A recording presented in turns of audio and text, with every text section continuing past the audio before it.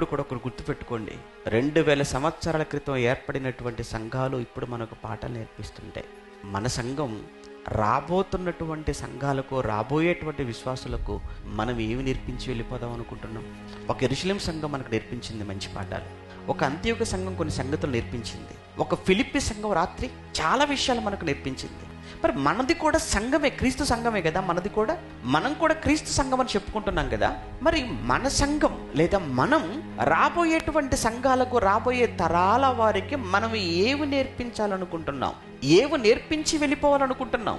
ఏం చూపించి వెళ్ళిపోవాలి మనం రాబోయే వారి కోసం? నాకు తెలిసి చెప్పాను కదా, ఈ రోజున సంఘాలు ఎలా ఉన్నాయనంటే, ఎలా ఉండాలో చెప్పటానికి మాదిరిగా లేవు, ఎలా ఉండకూడదో చెప్పడానికే మాదిరిగా ఉన్నాయి.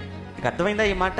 ఎలా ఉండాలో చెప్పటానికి కాదు, ఎలా ఉండకూడదో చెప్పడానికే ఈ రోజున్న సంఘాలు మాదిరిగా కనబడుతున్నాయి.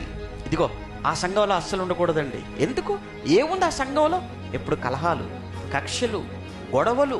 ఎప్పుడు కూడా చూడండి ఆ రోడ్డు పైన ఉంటారు, ఎప్పుడు చూడండి ఆ పోలీస్ స్టేషన్ చుట్టూ తిరుగుతుంటారు.